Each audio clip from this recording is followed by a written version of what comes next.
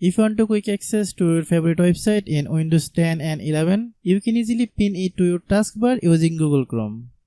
First, open the Google Chrome browser on your computer.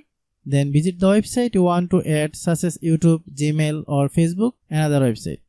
Once the website is open, click 3 vertical dots in the top right corner of Chrome.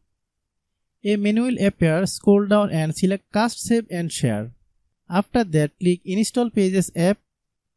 A small pop-up window will appear asking if you want to install website. Press the Install button. The website will now open like a normal app on your computer. You will also see this icon appear on the taskbar.